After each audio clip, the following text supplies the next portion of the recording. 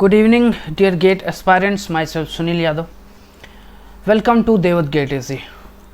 हमने आज मॉर्निंग में डिस्कस किया कि आपका सेकेंड लॉ ऑफ थर्मोडायनेमिक क्या है. सेकेंड लॉ ऑफ थर्मोडायनेमिक से रिलेटेड जो भी इंफॉर्मेशंस थी वो मैंने आपको दी. और अब हम बात करने वाले हैं कार्नोट साइकिल की कि कार्नोट साइकिल क्या होता है.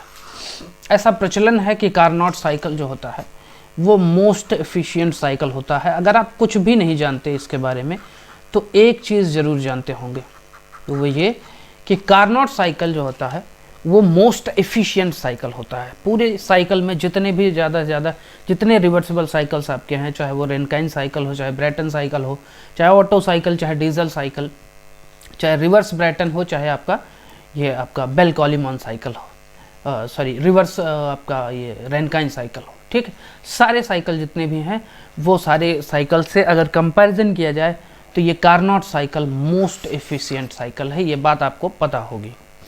नहीं पता है तो जान लीजिए.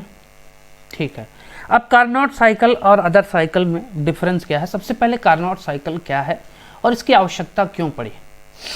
कार्नोट साइकिल सबसे पहली बात तो ये है कि एक हाइपोथेटिकल है. क्या है ये?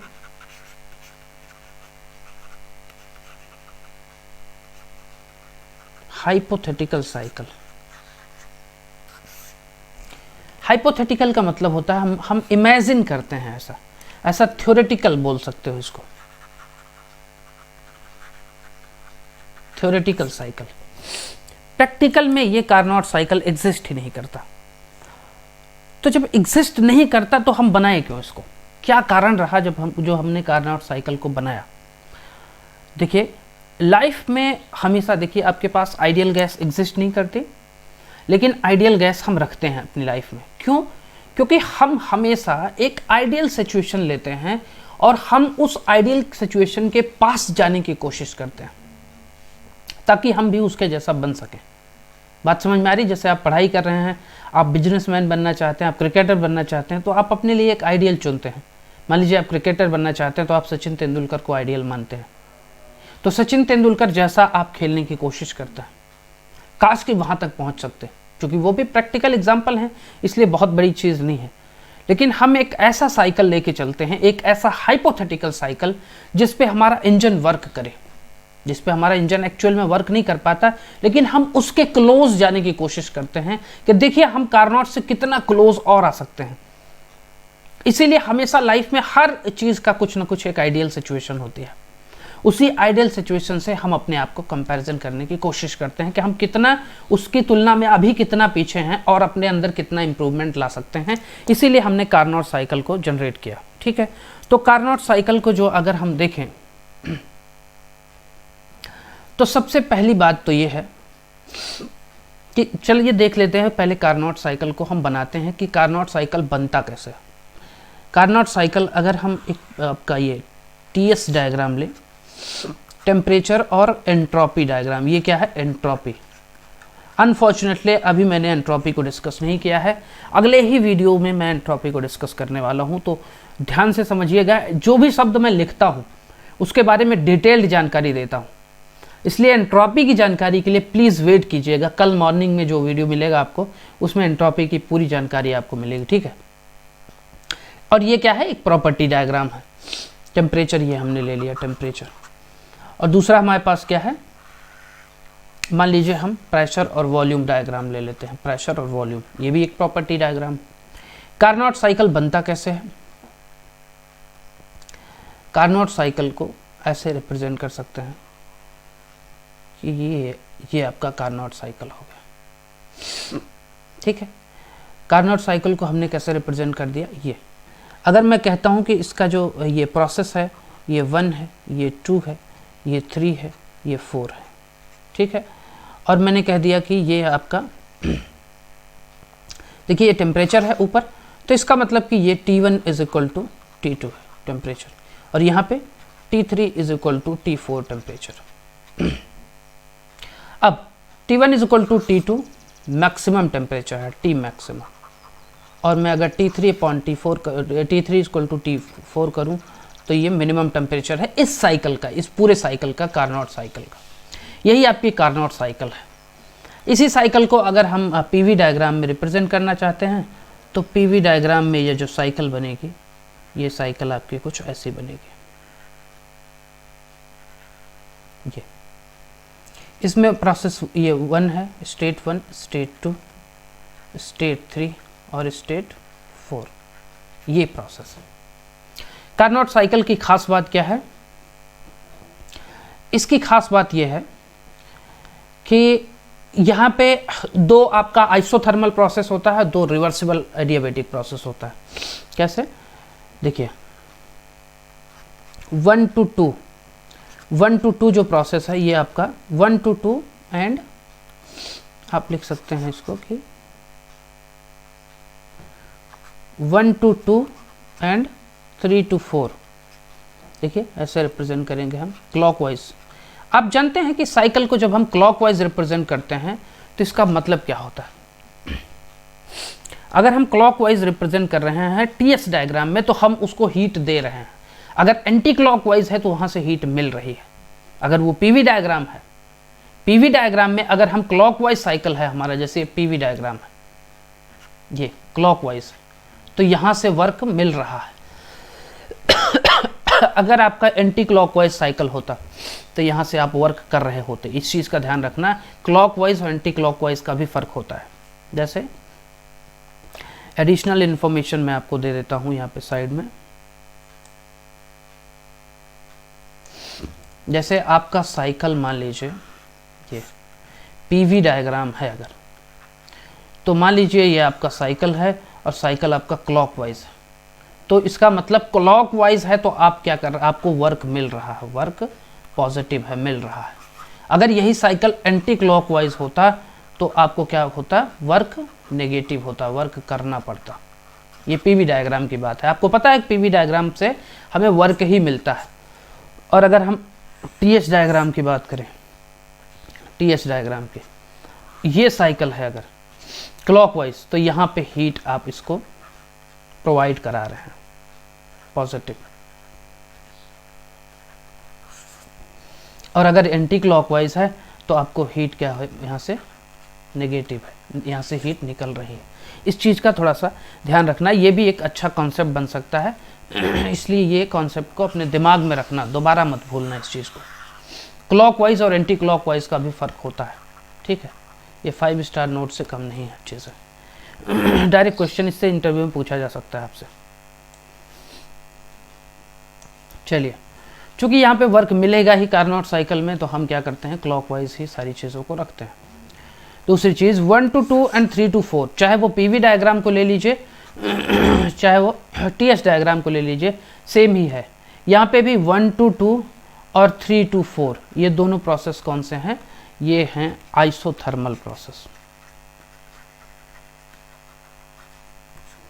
Isothermal process. और 4 to 1 एंड 2 to 3 ये कौन सी प्रोसेस है सर? ये प्रोसेस है रिवर्सिबल एडियाबेटिक। एडियाबेटिक, इसी रिवर्सिबल एडियाबेटिक को हम क्या बोलते हैं, आइसेंट्रोपिक प्रोसेस। आइसेंट्रोपिक, देखिए आइसेंट्रोपिक का मतलब हुआ कि एंट्रोपी सेम हो। जैसे यहाँ पे टीएस डायग्राम में अगर हम देखें तो S2 is equal to S3 होगा, क्योंकि अगर ये S है, एंट्रोपी का डायग्राम है, तो यहाँ पे इस लाइन पे S2 is equal to S3 होगा, ऑब्वियसली होगा। इस लाइन पे क्या होगा, S1 is equal to S4। That means ये क्या रिप्रेजेंट कर रहा है कि एंट्रोपी सेम है इस पॉइंट पे, और एंट्रोपी सेम हो तो उसी को हम बोलते हैं आइसेंट्रोपिक प्रोसेस। इस प्रोसेस का इतना ज़्यादा रोल है पावर प्लांट में कि आपको ये बात बहुत अच्छे तरीके से समझनी चाहिए। तो सर आप ये कहना चाह रहे हैं कि रिवर्सिबल एडियाबेटिक प्रोसेस ही आइसेंट्रोपिक प्रोसेस है? बिल्कुल। तो आइसेंट्रोपिक प्रोसेस भी रिवर्सिबल एडियाबेटिक प्रोसेस होगा? ये ज़रूरी नहीं। इसका प्रूफ प्लीज़ वेट कीजिएगा एंट्रोपी वाली क्वेश्चन में। मैं आपको जैसे ही मैंने एंट्रोपी बताया आपको, क्योंकि अभी मैंने एंट्रोपी को फिर डिटेल में डिस्कशन करना होगा आइसेंट्रोपिक प्रोसेस को बताने के लिए। तो एंट्रोपी का वीडियो देखिएगा। अभी के लिए अपने दिमाग में सिर्फ ये बात रखिए कि अगर कोई रिवर्सिबल एडियाबेटिक प्रोसेस है तो वो आइसेंट्रोपिक प्रोसेस भी है, और आइसेंट्रोपिक प्रोसेस है तो वो रिवर्सिबल एडियाबेटिक भी है। अभी के लिए दिमाग में ये रखना, लेकिन एक्चुअल में क्या है इसकी हकीकत ये हम अगले वीडियो में डिस्कस करेंगे। ठीक है, तो आपके सामने ये पीवी डायग्राम और टीएस डायग्राम, इसमें एक चीज़ है जो आपको कॉमन दिखेगी। अब कार्नोट साइकिल में एक चीज़ और हम देखते हैं। कार्नोट साइकिल को अगर हम बनाएं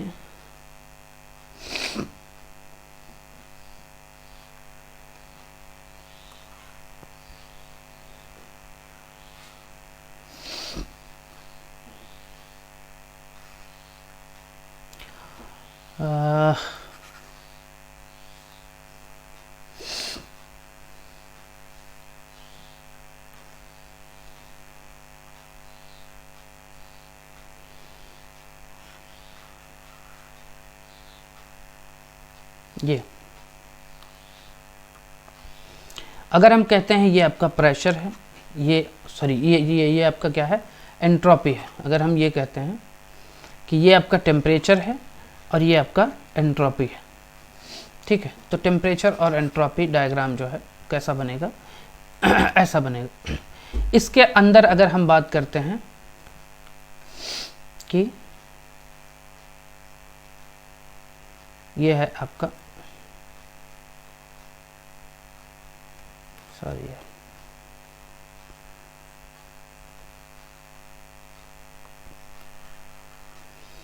ये है आपका कार्नोट साइकिल, ठीक है, ये है आपका कार्नोट साइकिल। यहाँ पे आपने क्या किया, यहाँ पे आपने किया टी मैक्सिमम था, यहाँ पे टी मिनिमम था। और इसमें अगर मैं दिखाऊं एक चीज़ और दिखाऊं आपको, एक चीज़ अगर मैं और दिखाऊं तो वो क्या है,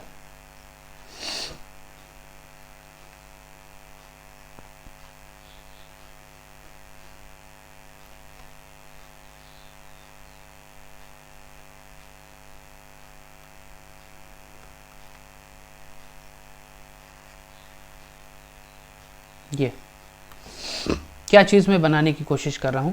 अगर मैं कहता हूं कि ये सोर्स है आपका T1 है और सोर्स से आप हीट को क्या कर रहे हैं, सप्लाई कर रहे हैं, ध्यान समझिएगा।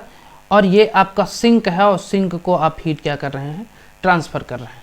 तो ये आपका Q1 होगा, ये आपका Q2 होगा। मैं इसको थोड़ा सा और अच्छे से बना देता हूँ ताकि आपके मन में डाउट न रहे।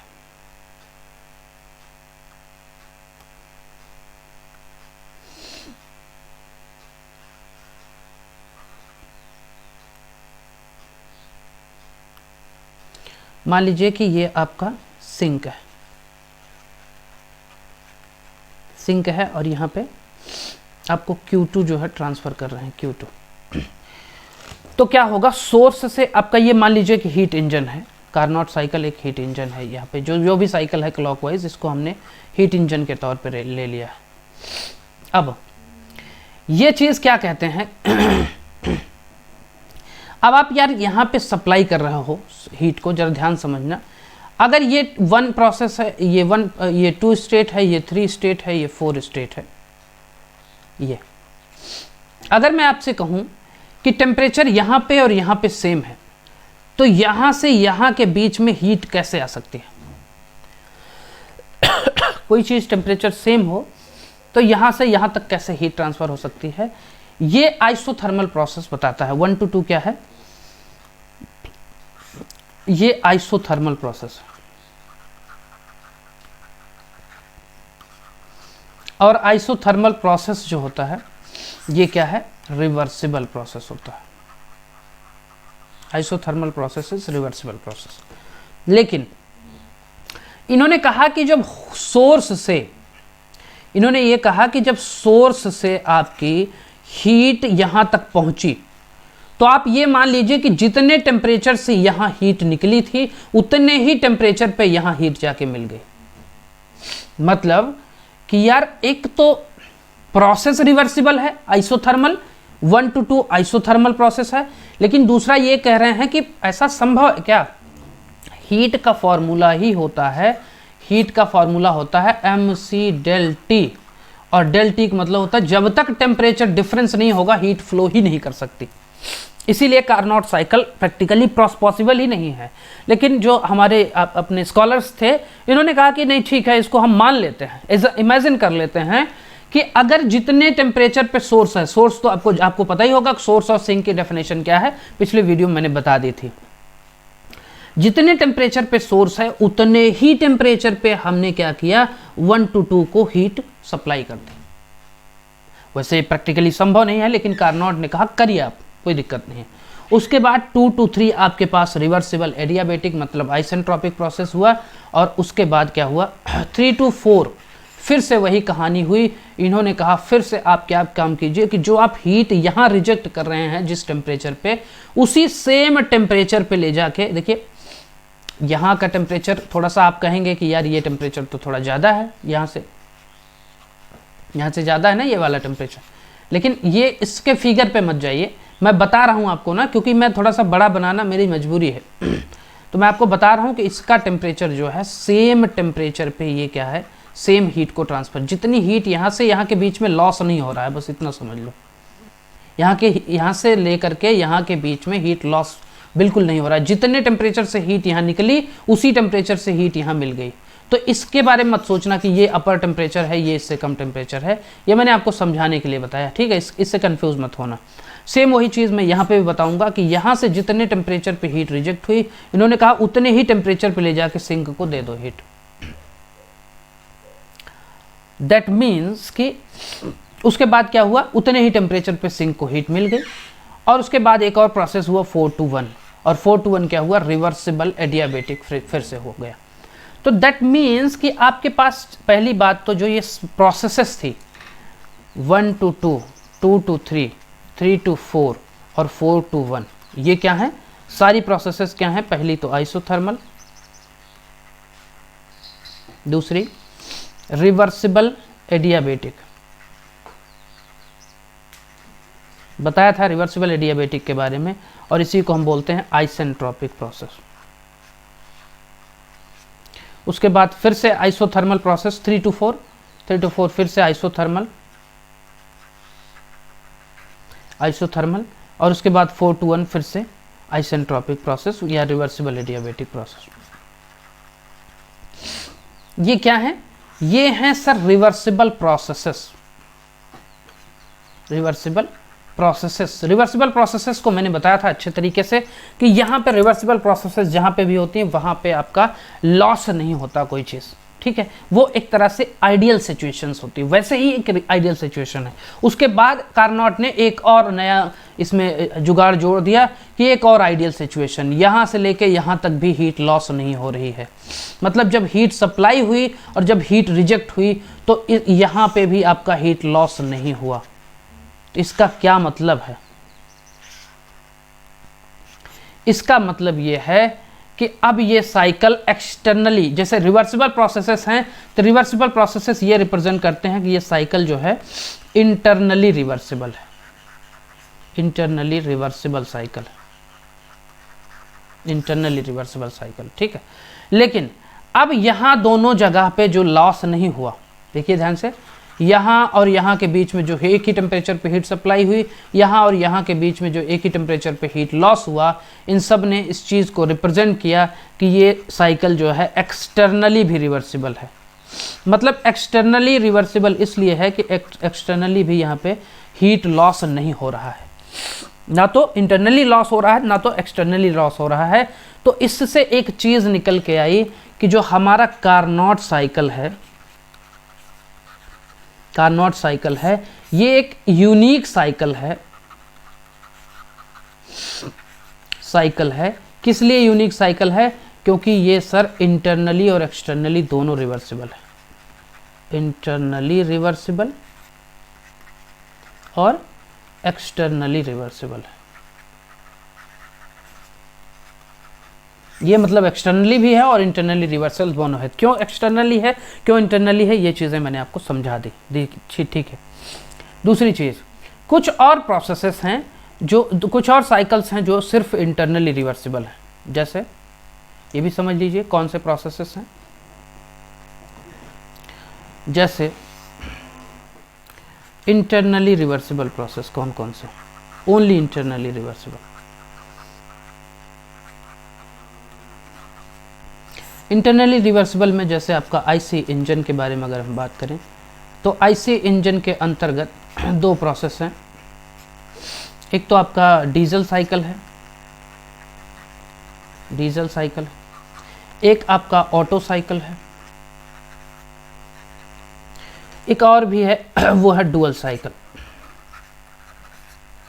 ठीक है, ये सब इंटरनली रिवर्सिबल साइकिल है। दूसरा क्या है दूसरा अगर हम जाते हैं पावर प्लांट के अंतर्गत,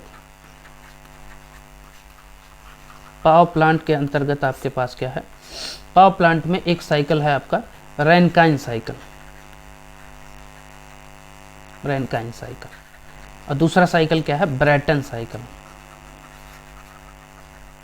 ठीक है, तीसरा एक और अगर हम जाएं आरएसी में, रेफ्रिजरेशन एंड एयर कंडीशनिंग में, तो यहाँ पे भी दो साइकिल जो हैं वो मेजर साइकिल हैं। एक तो है reverse Rankine, reverse Rankine cycle, और ये क्या है, reverse Brayton cycle, reverse Brayton. Reverse Brayton cycle को ही हम बेल कॉलीमान साइकिल भी बोलते हैं। ठीक है, तो ये सारे प्रोसेस, ये जो सारे साइकिल्स हैं ये इंटरनली रिवर्सिबल साइकिल्स हैं। क्या मतलब है इंटरनली रिवर्सिबल साइकिल का? इंटरनली रिवर्सिबल साइकिल सर वो साइकिल है जिनकी प्रोसेसेस, जितनी भी उसके अंदर प्रोसेसेस लगती हैं वो सारी प्रोसेसेस क्या हैं, रिवर्सिबल प्रोसेसेस होती हैं। जैसे अगर मैं इसका छोटा सा एग्जांपल आपके सामने ये बताऊं, ऑटो साइकिल मान लीजिए बना लेता हूं मैं, ऑटो साइकिल बनाता हूं। ठीक है, देखिए ऑटो साइकिल, डीजल साइकिल, ये सारी चीज़ें आपको पावर प्लांट और आईसी इंजन के अंतर्गत मैं समझाऊंगा, इसके लिए चिंता मत कीजिएगा। लेकिन एक एग्जांपल के लिए अगर मैं ऑटो साइकिल बनाता हूं तो ऑटो साइकिल का जो पीवी डायग्राम होगा वो कुछ ऐसा बनेगा।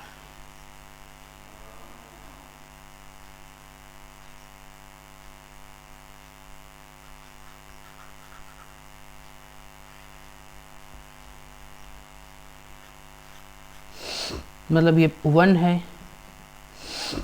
ये 1 पॉइंट है, ये 2 पॉइंट है, ये 3 पॉइंट है, ये 4 पॉइंट है। दैट मीन्स कि V2 is equal to V3 है और V1 is equal to V4 है। ये प्रोसेसेस हैं और यहाँ से भी कुछ आपका होता है सक्शन वगैरह। अब इसको मैं TS डायग्राम पे अगर रिप्रेजेंट करना चाहूँ,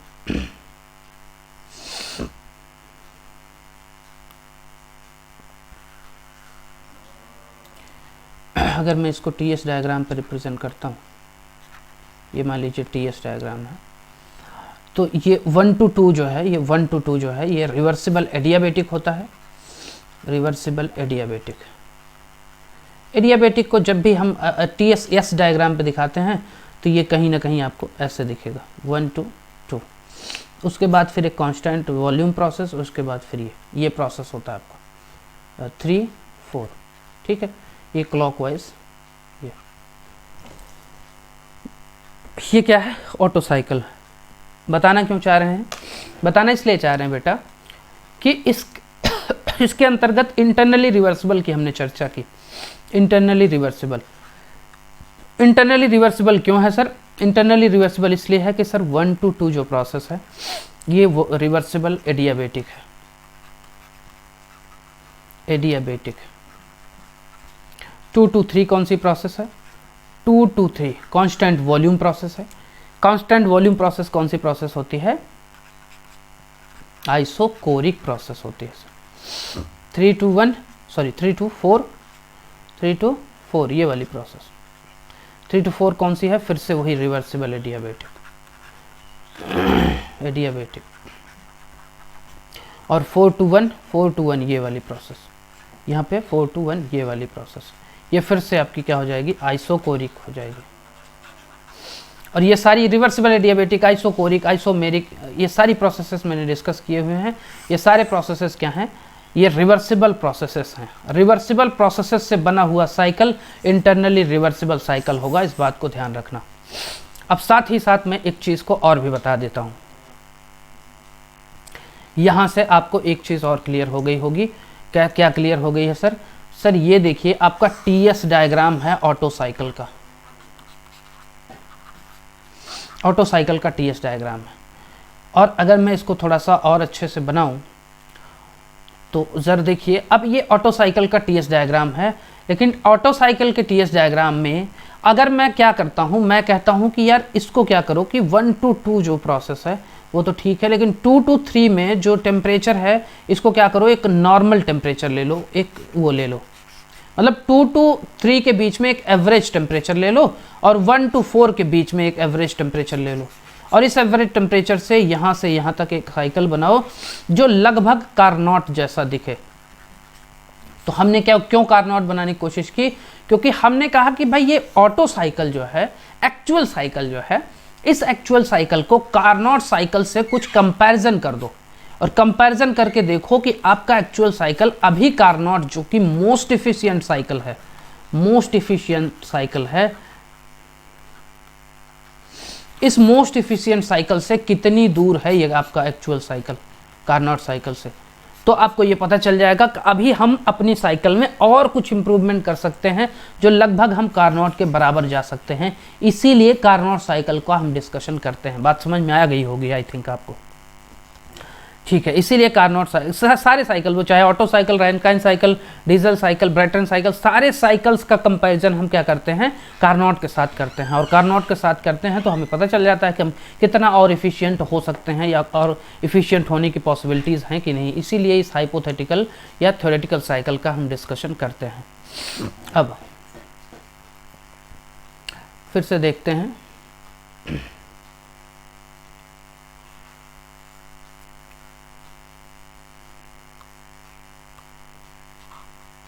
ये आपका टीएस डायग्राम है और यहाँ से हम बात करते हैं, ये आपका कार्नोट साइकिल, ये आपका मैक्सिमम टेम्परेचर, ये आपका मिनिमम टेम्परेचर। साइकिल कोई भी हो, अगर हम कह रहे हैं कि ये एक हीट इंजन है, या ध्यान समझिएगा, अगर ये एक हीट इंजन है तो आप जानते हैं कि अगर मैं यहाँ पे Q1 सप्लाई कर रहा हूँ और यहाँ से Q2 को मैं रिजेक्ट कर रहा हूँ, Q2 को मैं रिजेक्ट कर रहा हूँ, तो हमारे पास इफ़िशियंसी हीट इंजन की क्या हो जाती है, ये हो जाती है सर 1 - Q2/Q1। ये पिछले वीडियो में हमने देखा था, इफ़िशियंसी ये हो जाती है। सर इफ़िशियंसी होती क्या है? इफ़िशियंसी होती है आउटपुट अपॉन में इनपुट, आउटपुट अपॉन में इनपुट, ठीक है, आउटपुट अपॉन में इनपुट। अब आउटपुट अपॉन में इनपुट क्या है आपका, ये, ठीक है। अब आउटपुट क्या है, यहाँ पे हमें आउटपुट क्या चाहिए है, हमें आउटपुट चाहिए है इस यहाँ से वर्क, जो आपको वर्क मिले, मतलब कि जो आपका ये वर्क मिले। अब वर्क मिले तो वर्क क्या है आपका, मान लीजिए यहाँ से वर्क आउटपुट मिल रहा है W आउटपुट, और यहाँ से आप क्या कर रहे हैं, W इनपुट कर रहे हैं ना, इनपुट, ये क्या हो रहा है, W इनपुट कर रहे हैं। तो कुल मिला के अगर आप देखेंगे तो साइकिल में आपने एक चीज़ और देखी थी, cyclic integral of dQ is equal to cyclic integral of dW, है कि नहीं? ये आपने देखा था, यहाँ पे फर्स्ट लॉ ऑफ थर्मोडायनेमिक लगा हुआ था। अब यही चीज़ यहाँ पे अप्लाई करके हम क्या करते हैं कि वर्क आउटपुट जो है, टोटल वर्क आउटपुट में हमने क्या किया कि वर्क आउट माइनस W इन अपॉन में इनपुट क्या दिया आपने, इनपुट दे दिया आपने हीट, ये इस हीट इंजन को आपने इनपुट हीट ही दिया है, तो आपने क्या कर दिया, Q1 इनपुट कर दिया।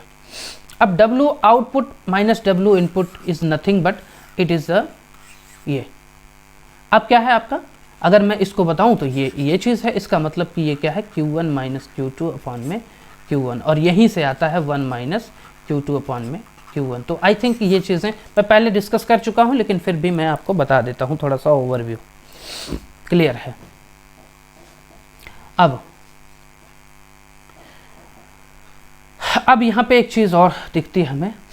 अब हम इस प्रोसेसेस को, जैसे 1 2 3 4 है, ये जो सारे प्रोसेसेस हैं, ये क्लॉकवाइज प्रोसेसेस, इन प्रोसेसेस को अब थोड़ा सा हम निकालते हैं, इफ़िशियंसी इसके निकालते हैं कि कार्नोट साइकिल की इफ़िशियंसी क्या होगी एज हीट इंजन की जो इफ़िशियंसी हमने डिस्कस की हुई है, इसके कंपैरिजन में कार्नोट साइकिल की इफ़िशियंसी क्या होगी। तो कार्नोट साइकिल में सर सबसे पहली बात तो ये कि 1 to 2 प्रोसेस जो था वो आइसोथर्मल प्रोसेस है, आइसोथर्मल प्रोसेस है, और यहीं पे हीट जो है हमारी Q1 निकल रही है, हम सप्लाई कर रहे हैं, क्या है Q1 सप्लाई हो रही है। दूसरी चीज़ ये कि हमारे पास जो 1 2 3 4 3 to 4 प्रोसेस है, ये भी हमारा क्या है आइसोथर्मल प्रोसेस है। आइसोथर्मल प्रोसेस में हमने क्या किया, यहाँ पे हीट रिजेक्ट हो रही है,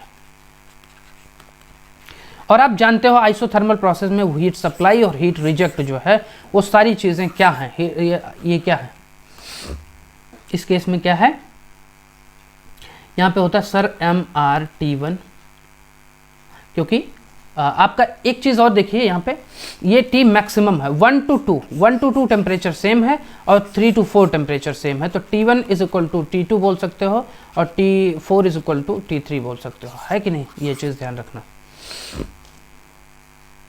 चलिए मैं यहाँ बोल सकता हूँ कि MrT1 ln V2 upon V1 बोल सकता हूँ, और यहाँ पे बोल सकता हूँ मैं हीट जो है MR T3 या T4 कुछ भी बोल सकते हो, T3 ln V2 upon V4 upon V3, है कि नहीं। अब यहाँ पे बेटर ऑप्शन ये होगा कि T1 को आप T मैक्सिमम बोलो और T3 को आप T मिनिमम बोलो, तो ज़्यादा बेटर रहेगा। अब इस रूल के अकॉर्डिंग अगर हम देखें, देखिए हर चीज़ समझ में आ रही है ना, 1 to 2 प्रोसेस हीट सप्लाई है और 3 to 2 प्रोसेस हीट रिजेक्शन है। चूंकि हमें हीट सप्लाई Q1 और Q2 के बारे में ही डिस्कशन करना है इफिशियंसी में, इसीलिए हम अब आप जानते हो कि आइसोथर्मल प्रोसेस में ये जो हीट सप्लाई और हीट रिजेक्शन है ये आता कहाँ से है। आपको पता है कि work is equal to Q ही होता है वहाँ पे आइसोथर्मल की केस में, ये बात मैंने बहुत अच्छे तरीके से समझाई थी आपको, ठीक है। तो अब थोड़ा सा इसको समझ लेते हैं, समझिए लेते हैं कि इफ़िशियंसी आपकी क्या होती है। सर इफ़िशियंसी आपकी होती है 1 माइनस Q2 अपॉन में Q1, और आपका 1 माइनस Q2 क्या है, Q2 ये है आपका सर, तो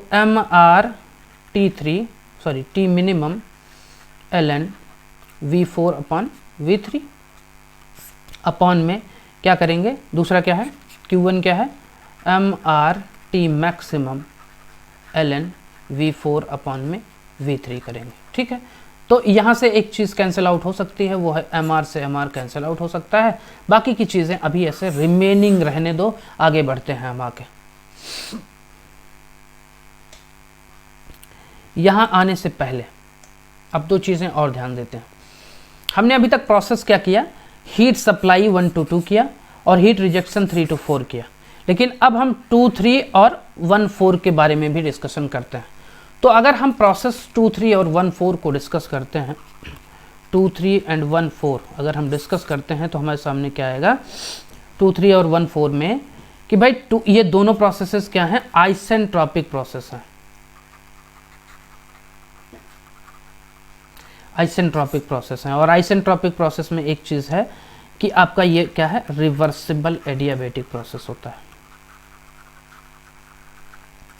रिवर्सिबल एडियाबैटिक क्या होता है सर, अगर मैं 2 to 3 की बात करूं तो रिवर्सिबल एडियाबैटिक कैसे लगेगा, P2V2 की पावर।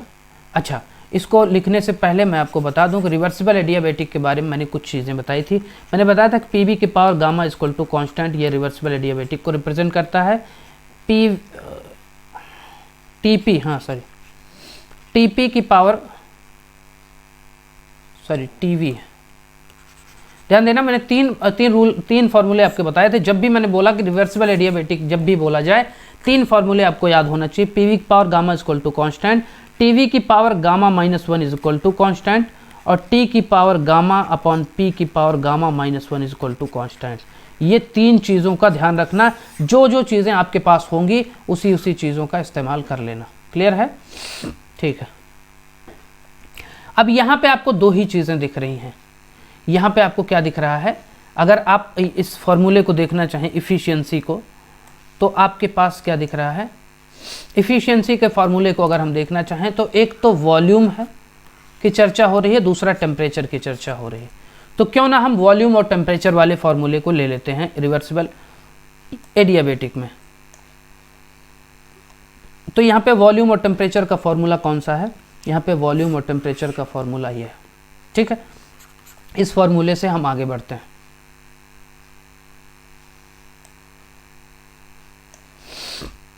अब इस फॉर्मूले से अगर हम 2 to 3 में लगाते हैं तो हमारे पास क्या आ जाएगा,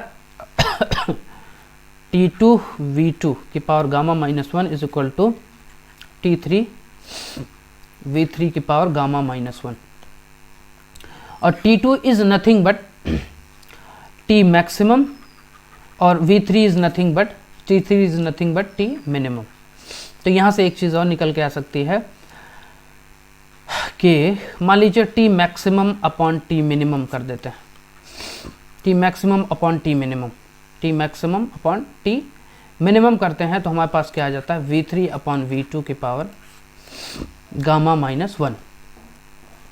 और अगर हम यहाँ से ये निकालना चाहें कि V3 अपॉन V2 की power, V3 upon V2 is equal to क्या हो जाएगा, T maximum upon T minimum की पावर 1 अपॉन गामा -1। क्या ये चीज़ आपको देखने को मिल रही है, ये चीज़ आपको देखने को मिल रही है, क्लियर है, ठीक है।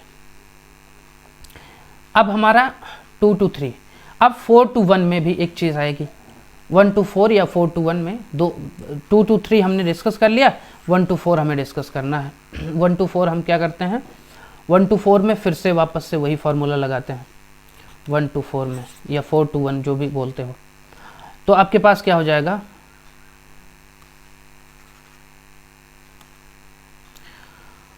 टीवी की power gamma -1 is equal to constant आपको लगाना है। तो आप क्या करोगे सर, T4 V4 की पावर गामा क्या है,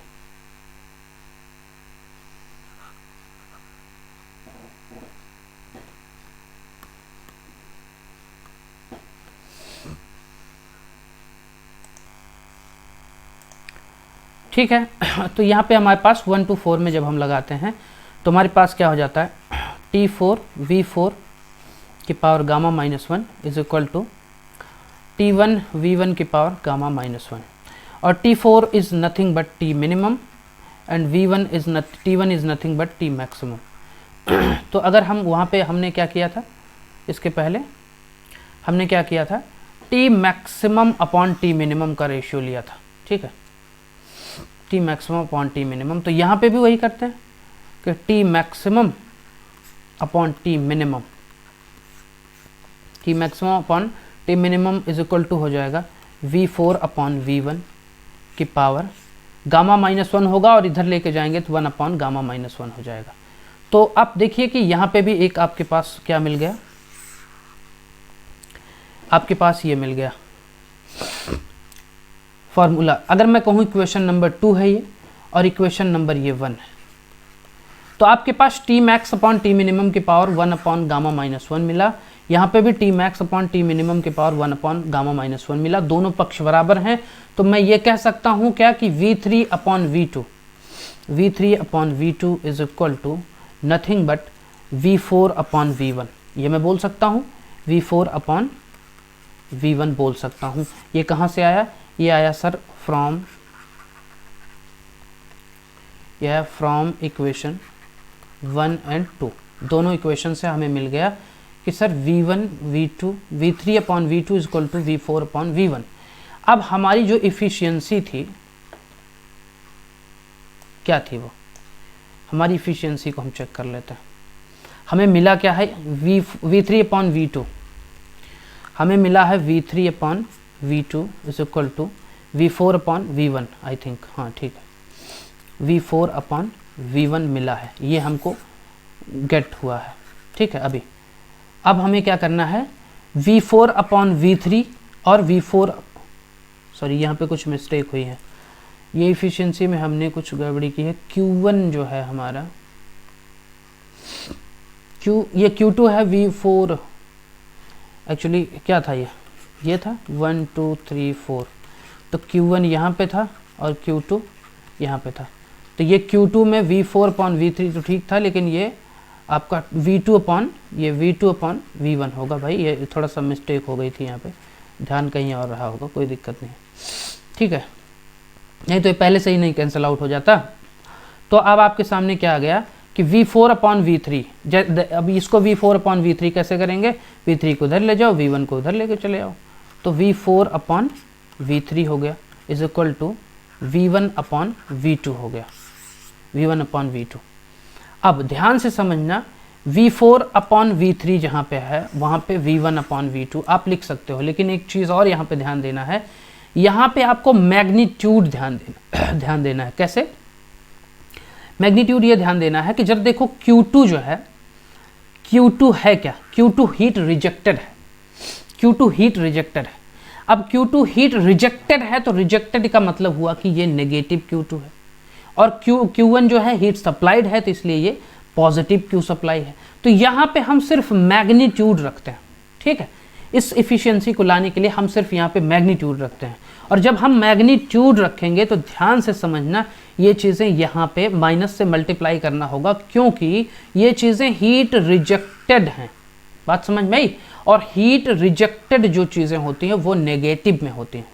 जब भी हीट कहीं सिस्टम से रिजेक्ट होगी तो वो नेगेटिव में होगी, हीट अगर सिस्टम को दे रहे हैं तो वो पॉजिटिव में होगी। इसलिए यहाँ पे हीट ये माइनस से मल्टीप्लाई करने की वजह से ये जो V4/V3 है ये V3/V4 हो जाएगा। बात समझ में आई? सिर्फ हम मैग्नीट्यूड पे ध्यान देंगे, ये चीज़ ध्यान देना, ये कार्नोट ने इस चीज़ को बताया।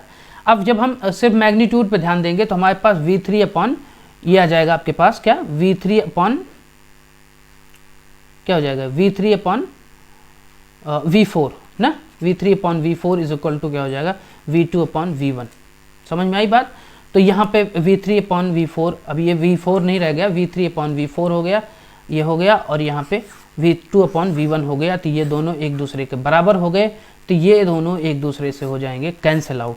तो आपके पास जो फाइनल इफिशियंसी मिलेगी कार्नोट साइकिल की, वो इफिशियंसी आपके पास क्या हो जाएगी सर, कार्नोट साइकिल की इफिशियंसी जो मिलेगी, या रिवर्सिबल इफिशियंसी आप बोल सकते हैं, ये क्या होगी, ये होगी sir 1 - T minimum/ T maximum। ये हमेशा याद रखना, ये 5 स्टार नोट से कम नहीं है। क्यों कहा इन्होंने ऐसा? इन्होंने कहा कि जब भी कोई आप ये आपका रैनकाइन साइकिल समझते हैं, डीजल साइकिल समझते हैं, ऑटो साइकिल समझते हैं, हर एक साइकिल को जब आप पढ़ते हैं तो उस साइकिल में आप हमेशा याद रखिएगा कि अगर आपको उसके एक्चुअल, मान लीजिए कि इफ़िशियंसी से आपको ये कंपैरिजन करना हुआ, तो आप हमेशा क्या करेंगे, कार्नोट साइकिल की इफ़िशियंसी से कंपैरिजन करेंगे और देखेंगे कि आपका ये क्या दिखता है। इसी के लिए कार्नोट ने अपनी एक थियरम बनाई।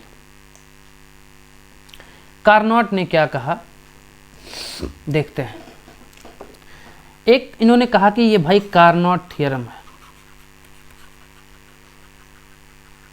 कार्नोट थियरम क्या कहती है कि अगर आपके पास कोई एक T1 सोर्स है और आपके पास कोई एक T2 सिंक है, टेम्परेचर T2 पे कोई एक सिंक है, कह रहे हैं कि अगर सेम सोर्स और सेम सिंक के बीच में अगर 2 हीट इंजन लगाए गए हैं,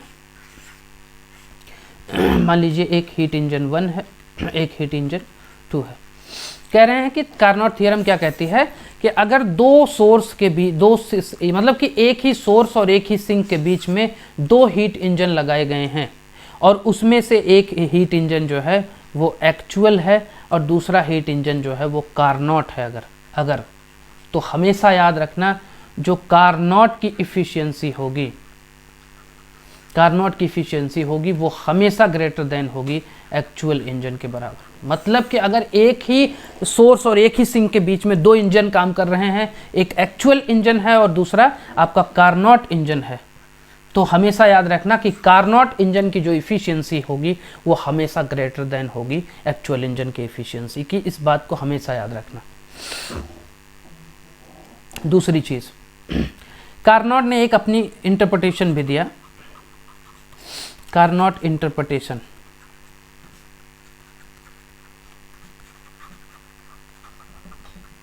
एक कार्नोट की इंटरप्रिटेशन क्या थी कि अगर एक सोर्स और एक सिंक के बीच में, मान लीजिए T1 सोर्स पे है और ये सिंक के बीच में T2, एक सोर्स और एक सिंक के बीच में 2 रिवर्सिबल साइकिल काम कर रहे हैं या 3 रिवर्सिबल साइकिल काम कर रहे हैं। रिवर्सिबल का मतलब क्या हुआ? कार्नोट। क्या हुआ?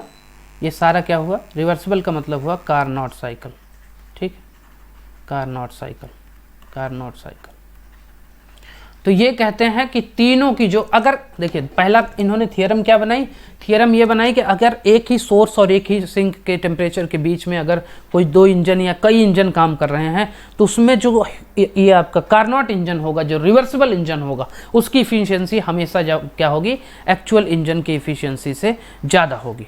दूसरी चीज़ इन्होंने कार्नोट की इंटरप्रिटेशन क्या निकाली? कि इंटरप्रिटेशन ये निकाली कि भाई दूसरी चीज़ ये है कि अगर मान लीजिए एक से अधिक कार्नोट साइकिल काम कर रहे हैं साथ में, तो उसका क्या होगा? Efficiency of reversible cycle Carnot cycle 1 is equal to efficiency of Carnot cycle 2 is equal to efficiency of Carnot cycle 3। मतलब अगर एक से ज़्यादा कार्नोट साइकिल उसमें काम कर रहे हैं तो सबकी इफिशियंसी क्या होगी? वो बराबर होगी। ये था कार्नोट का इंटरप्रिटेशन। बात समझ में आई? इन्हीं सब चीज़ों का यूज़ करके हम आगे बढ़ते हैं और इन्हीं सब चीज़ों का यूज़ करके हम कार्नोट थियरम जो है लगाते हैं। तो आई होप सो कि आज के इस वीडियो में कार्नोट साइकिल आपके समझ में आया होगा। मैंने आपको पहले भी बताया कि कार्नोट का मतलब क्या होता है। एक हाइपोथेटिकल सिचुएशन है। अगर मैं थोड़ा सा ओवरव्यू लेता हूं तो कार्नोट एक क्या है? इंटरनली और एक्सटर्नली रिवर्सिबल दोनों साइकिल होता है। यहाँ पे क्या होता है? प्रोसेसेस इंटरनली रिवर्सिबल साइकिल को रिप्रेजेंट करती हैं और बाद में जो हीट सप्लाई और हीट रिजेक्शन हुआ वो भी सेम टेम्परेचर पे इन्होंने ले लिया। That's why it is called a externally reversible cycle also. अब दूसरी चीज़ क्या थी आपके सामने? दूसरी चीज़ ये थी कि जो आपके पास कार्नोट साइकिल आया, उस कार्नोट साइकिल हमने बनाया क्यों? हमने बनाया उसका कंपैरिजन करने के लिए किसी अदर एक्चुअल साइकिल से, ताकि हम कार्नोट के क्लोज जितना ज़्यादा जा सकें उतना अच्छा होगा, उतना ज़्यादा हम इफ़िशियंट हो सकते हैं। ये अलग बात है कि कार्नोट साइकिल जो होता है मोस्ट इफ़िशियंट साइकिल है, लेकिन वो प्रैक्टिकली पॉसिबल नहीं है। इसलिए कार्नोट साइकिल थ्योरेटिकल साइकिल है, हाइपोथेटिकल साइकिल है।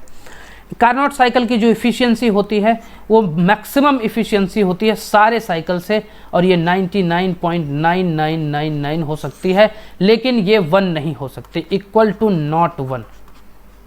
मतलब कि 100% इफ़िशियंसी कार्नोट की भी नहीं है। दैट मीन्स कि वो इन्होंने क्या बोला कि कैल्विन ने बोला था, कैल्विन ने कहा कि भाई कार्नोट की भी इफ़िशियंसी 100% नहीं है। अगर आप सोचें तो ध्यान रखना, कोई भी ऐसा साइकिल है ही नहीं जिसकी इफ़िशियंसी 100% हो। अगर ऐसा कोई साइकिल एग्जिस्ट करता है तो वो मतलब कि अपने ब्रह्मांड में एग्जिस्ट नहीं कर पाएगा, क्योंकि सेकेंड लॉ ऑफ थर्मोडायनेमिक यही कहता है कि एनर्जी जो है डिग्रेड होती है। एनर्जी जो है आपकी रैंडमनेस इसकी बढ़ती है। आप सोचें कि एनर्जी कम नहीं हो सकती, तो होती है। Like as friction. Friction energy क्या है? फ्रिक्शन एनर्जी एक तरह से डिग्रेडेशन ऑफ एनर्जी है। जो एनर्जी तो है लेकिन हम उसका यूज नहीं कर सकते, दैट इज एंट्रोपी एक्चुअली। अब इसी कोरोलरी इंटरप्रिटेशन जो है आपका, ये कार्नोट इंटरप्रिटेशन या कार्नोट कोरोलरी से ही हमारा अगला निकल के आता है क्लॉसियस इनइक्वालिटी। अब क्लॉसियस इनइक्वालिटी को हम नेक्स्ट वीडियो में डिस्कस करेंगे कि क्या है ये क्लॉसियस इनइक्वालिटी। क्लियर है? तो आई होप सो कि आपको कार्नोट साइकिल जो है वो समझ में आया होगा। अपना ख्याल रखना, घर में रहना, और किसी चीज़ की आवश्यकता हो तो डिस्क्रिप्शन में सारे कॉन्टैक्ट डिटेल है। थैंक यू यार।